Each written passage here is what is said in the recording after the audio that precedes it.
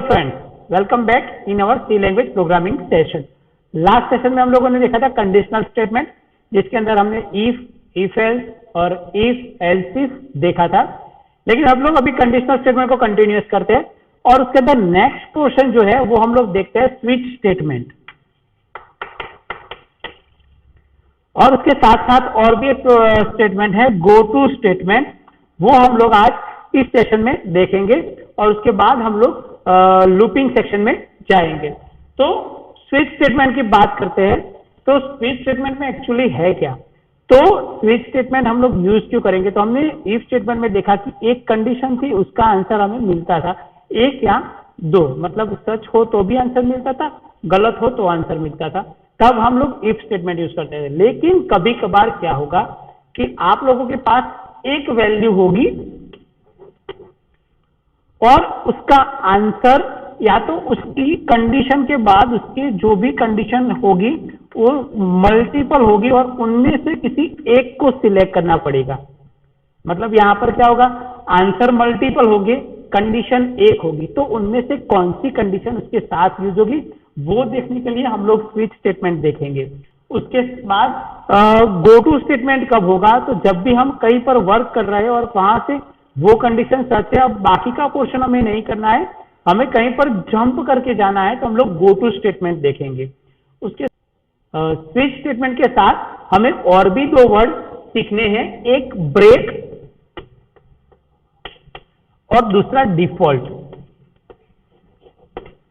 ये दोनों वर्ड हम लोग स्विच स्टेटमेंट में सीखेंगे। मतलब जितने भी कंडीशन होगी स्विच स्टेटमेंट के अंदर हमने वैल्यू डाल दी, उसके साथ जो जो भी कंडीशन मैच होती होगी उसके हिसाब से हम लोग देखेंगे। तो जैसे ही कंडीशन मैच होगी हम लोग देखेंगे कि यहाँ पर ये आउटपुट आया, तो उसके बाद हम उस स्टेटमेंट को ब्रेक कर देंगे। मतलब वो कंडीशन खत्म होने के बाद ब्रेक करके हम लोग बाहर निकल जाएंगे। जैसे गो टू है वैसे ही ब्रेक का भी हम लोग यूज करेंगे। तो ये स्विच स्टेटमेंट था, इसका सिंटैक्स हम लोग यहाँ पर पहले देखते हैं, उसके बाद हम लोग आगे लाइव प्रोग्राम देखते हैं। सबसे पहले हम लोग यहाँ पर सिंटैक्स की बात करते हैं, स्विच,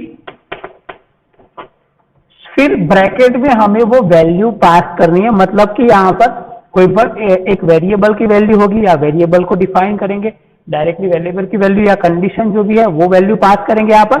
उसके बाद ब्रैकेट करने के बाद हम लोग यहाँ पर देखेंगे केस 1 अगर सही है तो वो यहाँ पर आंसर होगा, अगर केस 2 सही तो यहाँ पर उसके बाद हम लोग ब्रेक लिखेंगे। मतलब यहाँ पर जो भी अगर ये कंडीशन है तो यहाँ पर क्या प्रिंट होना चाहिए, ऐसे ही केस 2 होगा, वो सही है तो क्या प्रिंट होना चाहिए, उसके बाद वापस ब्रेक लिखेंगे।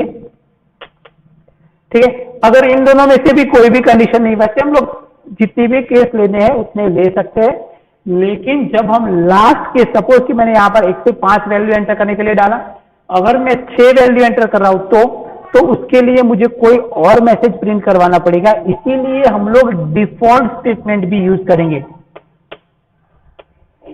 डिफॉल्ट। फिर हम लोग यहां पर लिखेंगे जो भी हमें मैसेज प्रिंट करवाना है वो स्टेटमेंट लिखेंगे, और उसके नीचे ब्रेक लिखने की जरूरत नहीं है क्योंकि वो लास्ट स्टेटमेंट है। अगर ब्रेक लिखेंगे तब भी कोई एरर जनरेट नहीं होगा और नहीं लिखेंगे तब भी कोई एरर जनरेट नहीं होगा। तो ये हमारा स्विच स्टेटमेंट था, उसका लाइव प्रोग्रामिंग हम लोग अभी देख रहे हैं हमारे प्रोग्राम की ओर। उसके साथ साथ हम कुछ थियरी सेशन भी देख लेते हैं स्विच स्टेटमेंट का, जिससे हमें पता चले कि स्विच स्टेटमेंट कैसे वर्क करता है। फिर हम प्रोग्रामिंग उसका तैयार करते हैं और प्रोग्रामिंग देखते हैं। चलिए तो फिर कंप्यूटर स्क्रीन की ओर चलते हैं, लेकिन इससे पहले मैं बता दूं, अगर इन सारे प्रोग्राम में अगर आपको कोई एरर जनरेट हो रही है या आपको कुछ पता नहीं चल रहा है तो आपका मेल आईडी हमें कमेंट में जरूर दे दीजिए, क्योंकि हम लोग अब शुरू कर रहे हैं लाइव सेशन लेना। मतलब हर महीने में 2 बार हम लोग लाइव सेशन लेंगे, जहां पर आप अपनी क्वेरी दे सकते हैं और उसका सॉल्यूशन लाइव ले सकते हैं। तो आपको वो लिंक आपके मेल में ही मिलेगी, इसीलिए आपका मेल आईडी कमेंट में सेंड कर दीजिए। ओके, चलिए फिर हम लोग देखते हैं स्विच स्टेटमेंट हमारे प्रैक्टिकल की ओर। फ्रेंड्स, तो यहाँ पर देखिए मैंने स्विच स्टेटमेंट थियरिकल पोर्शन में तैयार किया हुआ पहले है, तो वो हम लोग देखते हैं, उसके बाद हम लोग कंटिन्यूअस चलते हैं लाइव प्रैक्टिकल की ओर। यहाँ पर देखिए हमने लिखा हुआ है we can use if statement when one of the many alternatives if to be selected but complexity of such program increase when the number of alternative increase. मतलब यहाँ पर हमें ऑल्टरनेट बहुत मिल रहे हैं आंसर के, लेकिन कंडीशन एक ही है, the program become difficult to read and follow. Fortunately C have another multi way decision making statement that is the switch. यहाँ पर मैंने उसका सिंटैक्स दिया हुआ है सबसे पहले, तो सिंटैक्स में देखिए जनरल फॉर्मेट है, सिंटैक्स में स्विच करके मैंने एक्सप्रेशन डाल दिया। मतलब यहाँ पर जो भी मुझे कंडीशन या वैल्यू डालनी है मैं वो डालूंगा।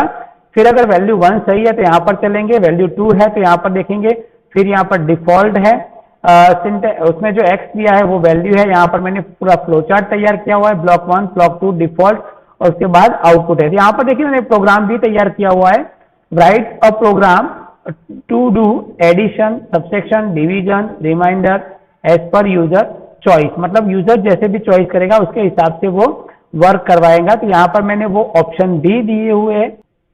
तो यहाँ पर पूरा प्रोग्राम कैसे वर्क कर रहा है वो देख लीजिए एक बार। तो यहाँ पर देखिए सबसे पहले integer A B and C H लिया, सी एच मतलब चॉइस लिया मैंने। चॉइस के अंदर मैं क्या करूंगा कि मैं वैल्यू एंटर करवाऊंगा कि भाई एक से 5 नंबर मुझे एंटर करने, 4 नंबर।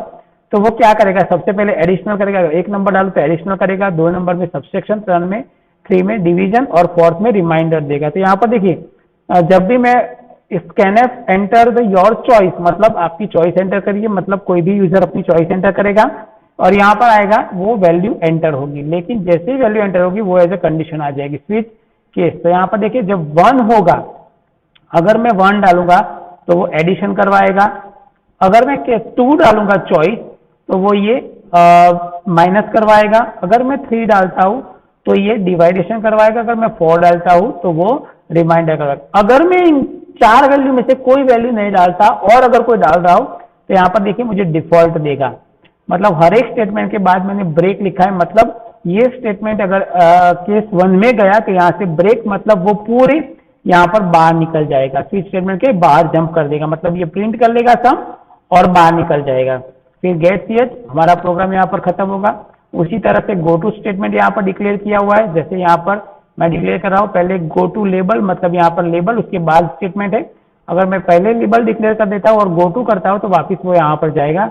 ये उसका एक एग्जाम्पल है, देखिए डबल एक्स वाई लिया, रीड करवाया, स्कैनफ परसेंटेज एक्स की वैल्यू डाल दी, गो टू रीड तो वापिस यहाँ पर आ जाएगा।